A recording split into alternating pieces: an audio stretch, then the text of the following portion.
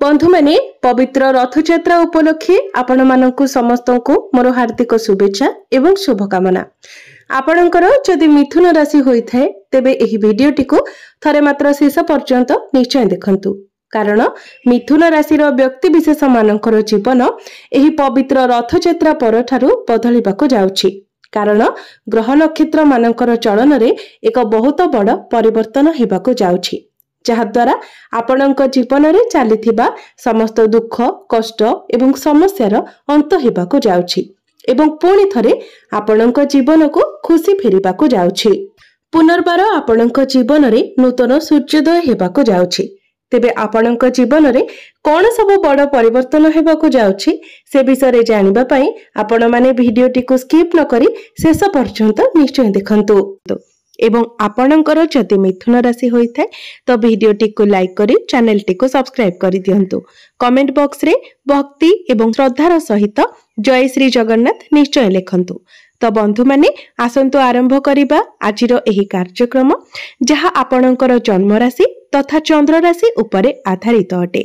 तेबे राशि चक्रर 12 गोटी राशि मध्यरु तृतीय राशि हेउछि मिथुन राशि एवं मिथुन राशिर राष्ट्राधिपति हेउछंती बुध। बुध आपणक कुंडलीर द्वितीय भावरे विराजमान अछंती। आपणक कुंडलीर प्रथम भावरे विराजमान अछंती गुरु एवं सूर्य। आपणक कुंडलीर तृतीय भावरे विराजमान अछंती मंगल एवं केतु। नवम भावरे विराजमान अछंती राहु। दशम भावरे विराजमान अछंती शनि एवं आपणक कुंडलीर द्वादश भावरे विराजमान अछंती शुक्र।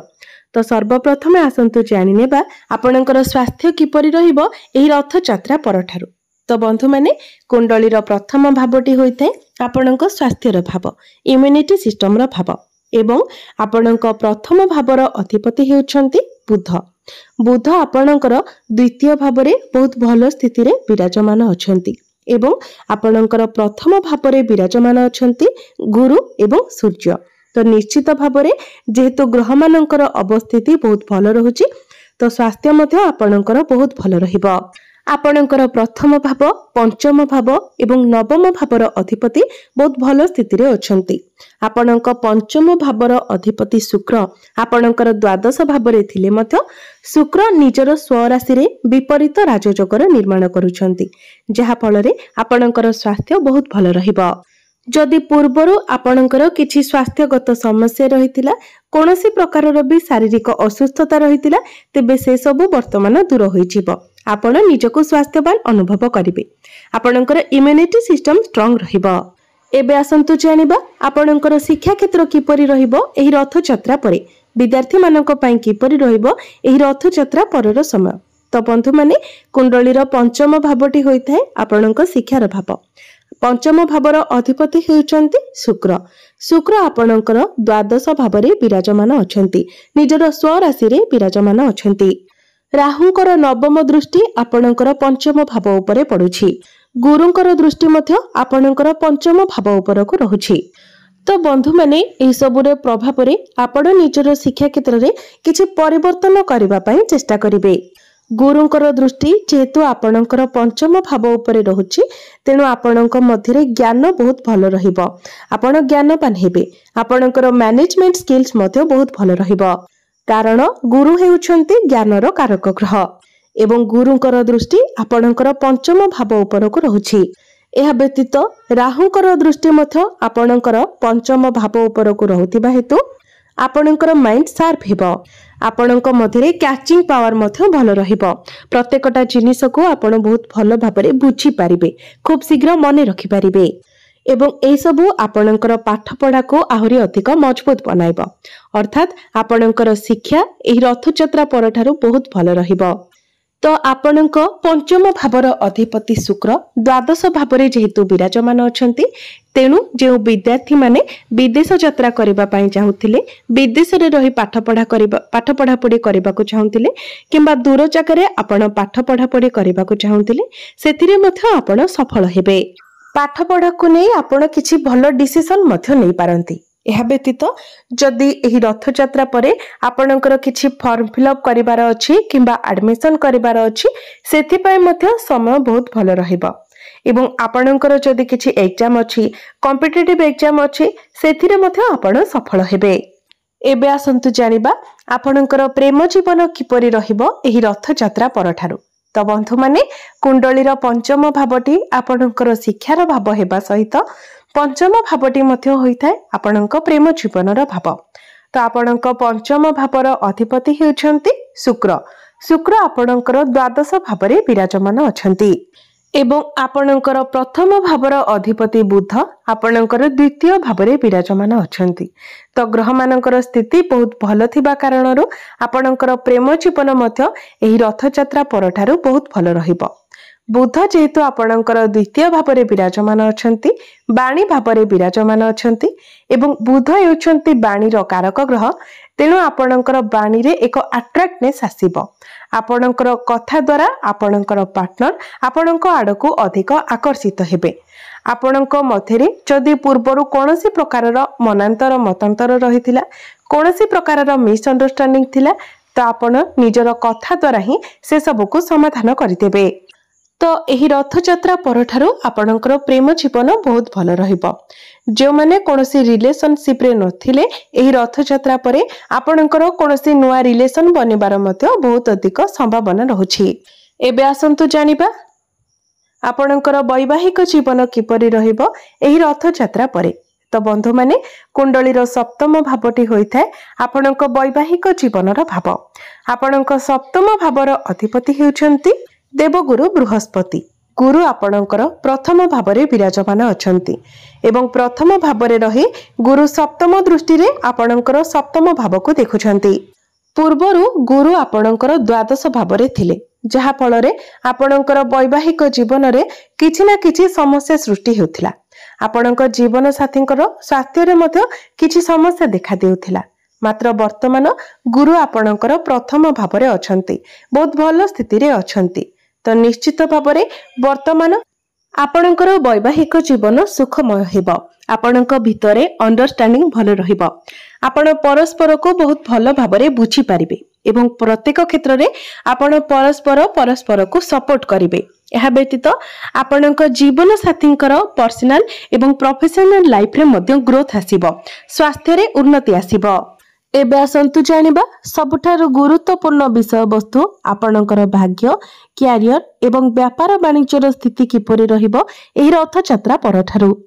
बंधु माने आपणकर नवम भावटी होइथाय भाग्यर भाव। तो आपणकर नवम भावर अधिपति हेउछंती शनि। शनि आपणकर दशम भावरे विराजमान अछंती। शनि आपणकर दशम भावरे केंद्र स्थान रे बहुत भल स्थिति रे अछंती। शनि आपणकर दशम भावरे केंद्र त्रिकोण राजयोगर निर्माण करुछंती। तेबे आपणकर नवम भावरे राहु विराजमान अछंती। तेणु बिना प्रतिबंधक रे आपणकर कोनोसी भी काम हेबो नाही। प्रत्येक कार्य आरंभ करिबा पूर्वरु आपणको बहुत किछि बाधा विघ्न देई जिबाकू पड़िबो किंतु परिशेष रे आपणको सफलता मध्ये मिलिबो। कारण आपणको नवम भावर अधिपति शनि बहुत भल स्थिति रे अछंती। तेणु आपण बाधा विघ्न को डरी न जाए प्रत्येक कार्य रे आग को बढ़ंतु कारण परिशेष रे आपणको सफलता ही मिलिबो। किंतु मने रखंतु आपण जेमिति तरबरिया भाबरे कोनोसी डिसिजन न नियंती किंबा कोनोसी कार्य न करंती। कारण जदि आपण तरबरिया हेबे तो सेही कार्य रे आपणको सफलता मिलिबो नाही। आपण जदि निज भितरे धैर्य रखी धीर स्थिर भाबरे भल भाबरे प्लानिंग करी डिसिजन नियंती कार्य रे आग को बढ़ंती तो सेथिरे निश्चित भाबरे आपणको सफलता मिलिबो। तेबे एही रथ यात्रा परे जदि आपण किछि बड़ कार्य आरंभ करूछंती किछि शुभ मांगलिक कार्य करूछंती किछि बड़ जिनिस किना बिका करूछंती किछि इन्वेस्टमेंट करूछंती एवं प्लानिंग करी कि से सब करूछंती तो निश्चित भाबरे ए सब क्षेत्र रे आपणको सफलता मिलिबो। एबे आसंतु जानिबा आपणकर कैरियर किपरि रहिबो आपणकर कार्य क्षेत्र किपरि रहिबो एही रथ यात्रा परठारु। तेबे बंधु माने कुंडलीर दशम भावटी होइथाय आपणक कैरियर भाव कार्य क्षेत्रर भाव। आपणक दशम भावर अधिपति हेउछंती गुरु। गुरु आपणकर प्रथम भावरे विराजमान अछंती एवं आपणकर दशम भावरे विराजमान अछंती शनि जे हेउछंती कर्मर कारक ग्रह। तेबे बंधु माने पूर्वरु गुरु आपणकर द्वादश भावरे थिले तो आपणक मध्यरे आलस्य रहुथिला काम करिबारे आपणकर आग्रह आसुनथिला मात्र वर्तमान गुरु आपणकर प्रथम भाव में बहुत भल स्थिति अछंती जहा फल रे काम करिबा पई आपणक मन रे आग्रह बढ़िबो। आपण निजर काम को नेकी सीरियस हेबे। आपणकर कार्य क्षेत्र रे आपण एक सकारात्मक परिवर्तन देखिबाको पाइबे। आपणक मध्यरे मैनेजमेंट स्किल्स बहुत भल रहिबो। कम्युनिकेशन स्किल मध्य आपणक मध्यरे बहुत भल रहिबो। आपणक मध्यरे ज्ञान रहिबो। काम को किपरि भाबरे करिबार अछि सेही बुद्धिमत्ता आपणक मध्यरे रहिबो। जदि पूर्वरु काम कार्य को नेकी आपणक मनरे कोनोसी प्रकारर शंका रहिथिला, कॉन्फिडेंस लेवल डाउन थिला, आपण भाबुथिले जे सेही काम को आपण केउ भली भाबरे करिवे, भविष्यत रे सेही कार्य आपणकर पूर्ण हेबो कि नाही, किंतु वर्तमान आपणको एक रिलैक्सेशन मिलि जिवो। कारण गुरु वर्तमान आपणकर प्रथम भाबरे अछंती। गुरुଙ୍କ ठारो आपणको सपोर्ट मिलिबो। तो कैरियर आपणकर एही रथयात्रा परठारो बहुत भल रहिबो। कैरियर रे आपण ग्रो करिवे। कैरियर रे आपणकर उन्नति हेबो। किंतु शनि जेहेतु आपणकर दशम भाव में अछंती एवं शनि हेउचंती कर्मकारक ग्रह, तो आपणको कर्म निश्चित भाव में करबाको पड़िबो। आपणको ऊपर रेस्पॉन्सिबिलिटी अधिक रहिबो, किंतु या सहित आपणकर ग्रोथ मध्य हेबो। एबे आसंतु जानिबा आपणकर व्यापार वाणिज्य किपरि रहिबो एही रथयात्रा परठारु। तेबे बंधु माने आपणकर व्यापार वाणिज्य मध्य एही रथयात्रा परठारु बहुत भल रहिबो। कारण समस्त ग्रह मानकर स्थिति बहुत भल रहुछि। तो बिजनेस रे आपण ग्रो करिवे। आपणकर फाइनेंशियल ग्रोथ हेबो।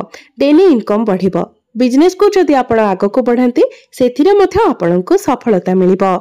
एबे आसंतु जानिबा किछि उपाय विषय जो उपाय गुड़िक करिबा द्वारा आपणको अधिक मात्रा रे शुभ फल प्राप्ति हेबो। सेथिपाई प्रत्येक दिन आपण हनुमान चालीसार पाठ करंतु। प्रत्येक दिन गायत्री मंत्र 108 थर जप करंतु। प्रत्येक दिन बुधंकर बीज मंत्र मध्य 108 थर जप करंतु। एवं प्रत्येक दिन आपण उदित सूर्य को तंबा पात्र रे जलार्घ्य अर्पण करंतु। निश्चित भाव में आपणको अधिक मात्रा रे शुभ फल प्राप्ति हेबो। तो बंधु माने आपणकर जीवन मंगलमय हेउ, एहा ही ईश्वरंक निकटरे मोर प्रार्थना।